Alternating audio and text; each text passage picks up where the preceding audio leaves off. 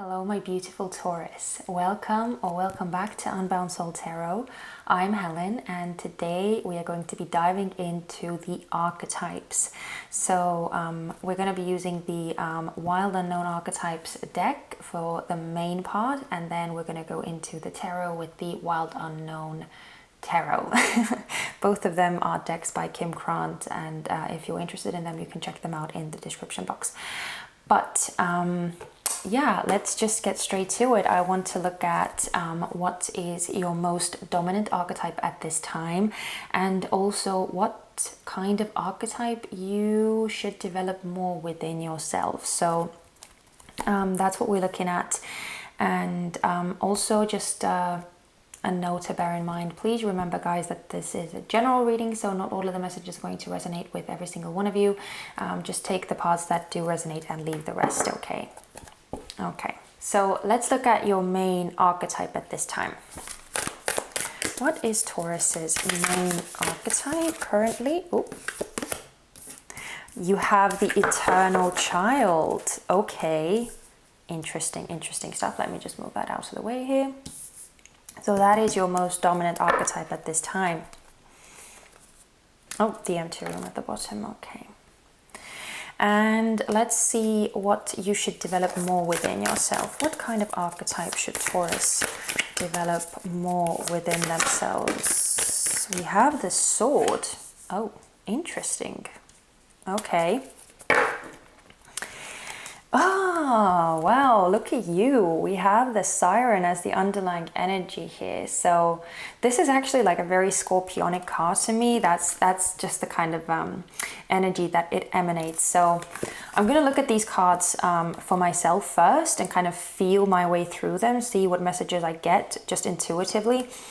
And then I'm also going to read from the book for you guys as well, because Kim Grant is just a magnificent writer and wordsmith. So yeah, these messages that she has assigned to these cards, they are really thought-provoking. So I am going to read those for you guys as well. But okay, so the main message coming through straight away is that, especially with this Siren card being the underlying energy here, I feel that you kind of need to focus or shift your focus from being this very sweet, being very gentle and kind, to like maybe more assertive, to more standing your ground and putting very clear boundaries up for yourself, establishing where it is that you don't allow other people to intrude into your space, okay? And I'm getting that with the Sword card, because as you can see, and I mean, the name kind of gives it away as well, but even from the illustration of this card, you can see how there's this very clear line in between these two spaces or spheres, or I feel spaces are probably a better word. So yeah, it's almost like I feel that there needs to be more, a more kind of assertive, a more strict boundary laid down, where you, well, first of all, where you yourself operate in, but also I feel like how you express yourself as well. That's what's coming to play with this Sword card. Because with this Eternal Child, which is your dominant energy, right? Or the dominant archetype that you are in, it's very, well, as the card says, the Eternal Child, it's kind of referencing like that Peter Pan kind of energy, right? Like never growing up, always having that childlike enthusiasm, playfulness, innocence, that kind of beautiful energy that comes with being a child and that children exude. But there's also this other essence that I'm getting with this, that, as I said from the very beginning, feels to me that you might be somewhat too like gentle or too soft, and don't take it in the wrong way, but and being soft, like there's nothing wrong with that. It's a very, very, again, it's very sweet, it's very gentle, that kind of energy. It's very loving, but there's always the threat, or there's always the danger of people like bulldozing over you, people taking advantage of your kindness, people just stepping all over you because they feel that they can, because they feel that that's the kind of energy that you allow others to take with you. Or yeah, again, I can already feel my throat chakra is like acting up again. And it's also funny that I'm noticing this blue that is behind this child. I don't even know what to call it, this collage that is not really a child, but well, at the back of the head, which I'm guessing it's the head, right? So you can see the blue coming out over here. And again, I can feel my throat almost like tightening up or like choking up. So again, it's that kind of energy of not really standing up for yourself, not really voicing your concerns, and not really speaking up for what it is that you want, what it is that again, your boundaries. I'm getting boundaries so strongly with these cards. So let's look at what King of Crowns has to say, because yeah, this is interesting stuff. This is very, very interesting stuff. So we're starting with the Eternal Child. So that's number 4. Let's look at number 4. There we go. The Eternal Child. The inner child, the child of joy. The Eternal Child is connected to the timeless, ageless, and infinite aspects of life. It is radiant and fearless and seeks joy above all else and at any cost. It struggles being bound to an aging body with physical limitations in a world that demands attention to detail and logistics. The Eternal Child wants to nix all rules and responsibilities and go beyond what others say is possible. It wants to return, with plenty of friends, to the land of the free, where divine wine and creativity pour from the earth and sky. With plenty of friends, that's like, I feel like that's actually a reference to Peter Pan, but anyway. We all want to sip from the well of eternal youth, and this makes the Eternal Child naturally popular, perhaps even famous. The Eternal Child glimmers. It reminds us of what is possible, what is magical about this precious life. When light, joyful, playful, accepts all, magic. When dark, addicted, selfish, adrift, burns out. Okay, celebrity culture is based heavily on this archetype, as is the phrase live hard, die young, and the series of artists and musicians who died at 27. This archetype is so spirited that when its appetite for life isn't satiated, it seeks spirits and substance elsewhere. The Eternal Child struggles with addiction of all varieties. Okay, so yeah, I feel like this is just kind of a little warning or something to be mindful of when it comes to any kind of addictions, right? And I mean, even though it's like very heavily referencing artists, musicians, like more of these, again, like celebrity culture, right, which is notorious for drugs and alcohol, I feel that we have to include all kinds of addictions here. So it could be addiction to food, it could be addiction to money, it could be addiction to sex, it could be addiction to media, like even TV and stuff like that, just like numbing your brain with watching TV shows and movies all the time, you know, stuff like that. So yeah, I feel like that might be something that you really need to pay attention to. Okay, but let's look at the sword. Okay, so the sword is number 62. Okay, we have 65, 62. The sword. So this is the energy or the archetype that you should move more towards or develop more within yourself. The knife, the blade, the weapon. To use the sword is to decide. The blade separates one reality from another. The choice is made and all else falls away. If you find the sword in your grasp, you can no longer hesitate. This weapon requires a clear and decisive mind and a willingness to act. An onlooker may think the sword bearer is hasty and violent, but the most compassionate and responsible gesture is one that is honest, swift, and accurate. Our first encounter with the sword is at birth, when the cord we share with the mother is cut. This moment defines our separation from her and begins our journey of becoming ourselves. We must make these cuts again and again if we are to grow. Decisions shape our life, and the sword is an infamous shaper of destiny. And it's interesting, okay. It is interesting that it's actually like referencing the umbilical cord with the mother, and with your energy or the main archetype being a child.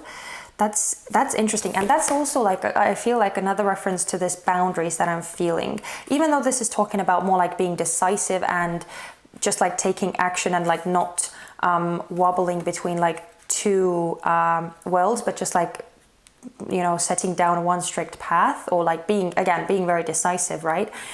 I do feel that it's, again, I feel a strong boundaries essence with this. But I feel like it's worth mentioning that with the eternal child coming out as well, and the eternal child like allowing all kinds of possibilities and just being very imaginative, right? Living in this world of possibility. With the sword, it's almost like urging you or nudging you in the direction of making some form of clear choice about your path or about what it is that you want for yourself, and sticking to it. Because this is like, it doesn't really want to commit, the eternal child energy, as we read as well. It doesn't really want to commit. So I feel like this is kind of nudging you towards making a firm decision and commitment to something.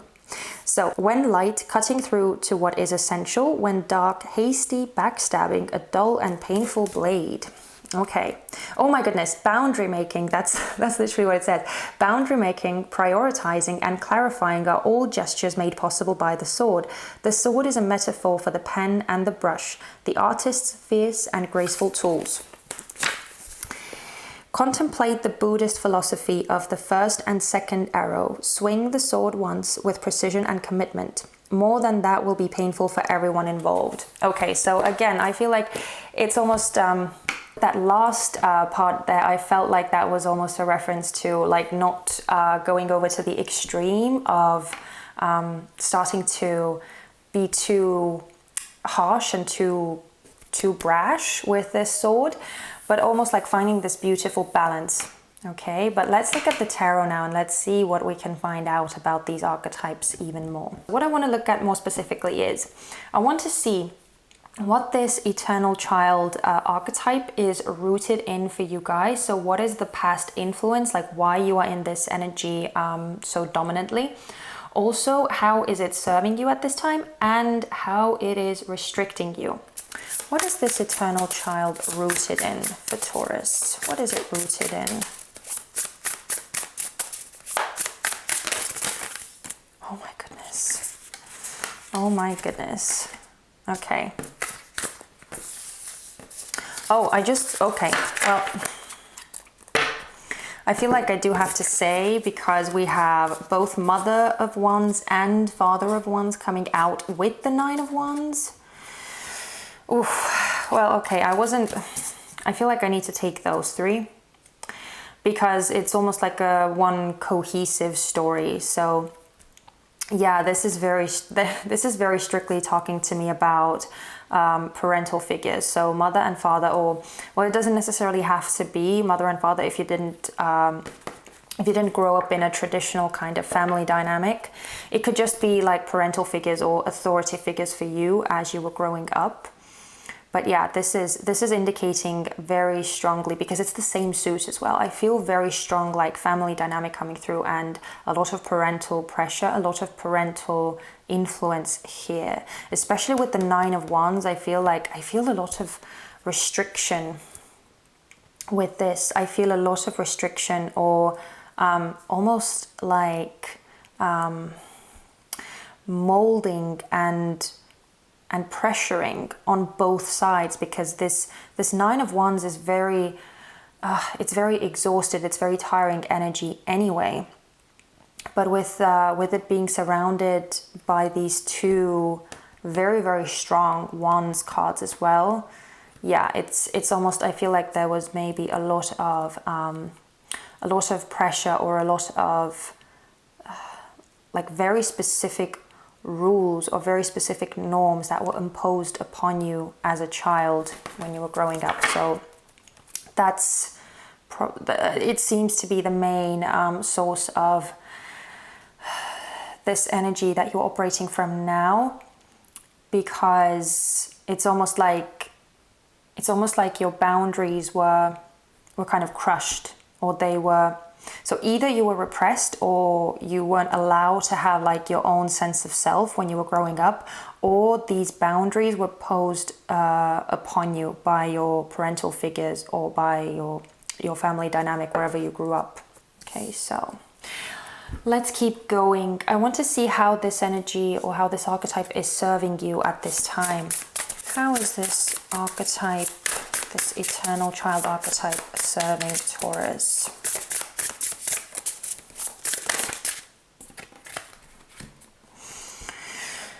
Okay.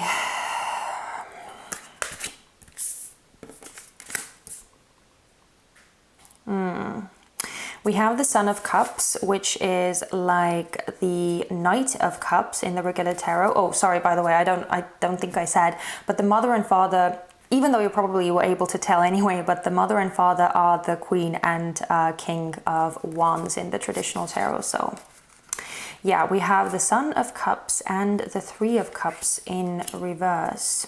With the Son of Cups and the Three of Cups in reverse, I feel like this archetype is actually allowing you to keep the peace with your surrounding relationships. So it could be with family as well, but it's also a very strong indication of a friend group or friendship dynamics as well.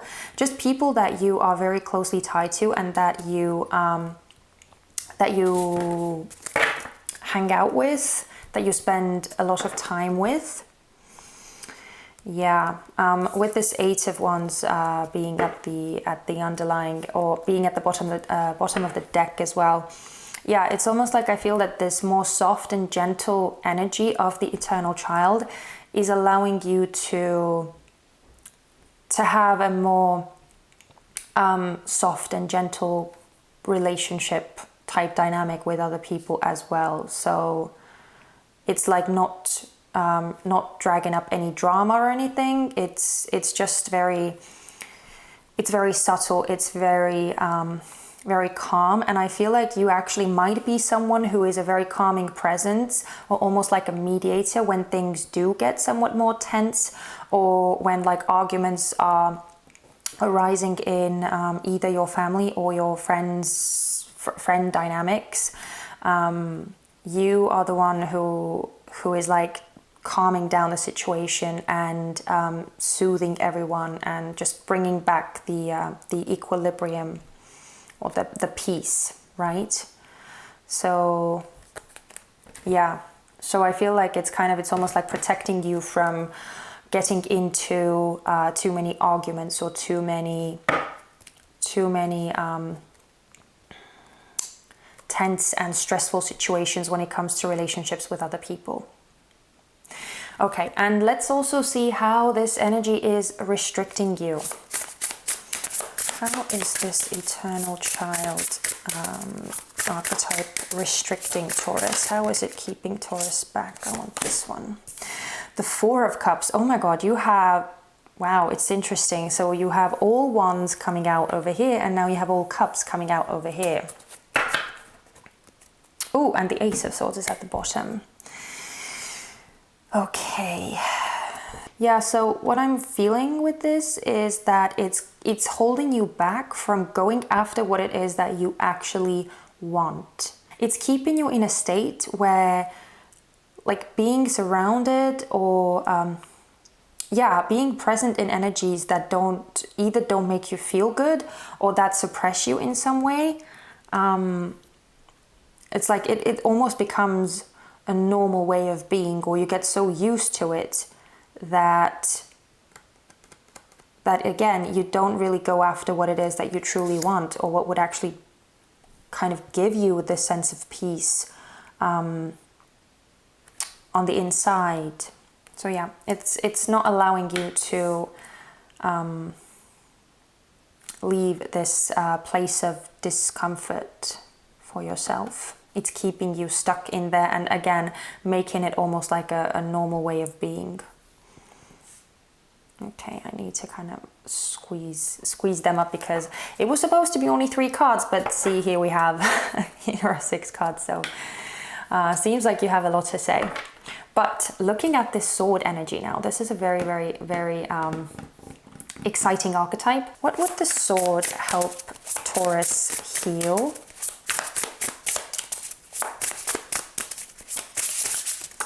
Oh, thank you. Oh, we have the 4 of coins. So, oh, and what is it, the Daughter of Swords? Yeah, so this is like the Page of Swords in the reverse. So yeah, I feel like it would almost help you gain a sense of stability. It would help you gain a sense of a firm foundation where you feel very secure and stable, because first of all, you know where your own boundaries lie, but also other people know it too. So it's almost like, even if you look at this, the illustration of this card, it's like there is all these lines coming out from the outside, but they're not able to penetrate this area within. So I feel like you would be able to create a safe space for yourself. That's what the sword archetype would allow you to do. It would help you heal this sense of like stability and firmness, or a firm ground. Something for you to actually rely on, because I feel like it's lacking. I feel like it's lacking at this time. Okay. Also, what would it allow you to do that you may be feeling that you are not able to do right now? What would the sword archetype allow Taurus to do? What would the sword archetype allow Taurus to do? Oh my goodness. I'm loving that so many cards of like balance are coming out. So we have the 2 of coins.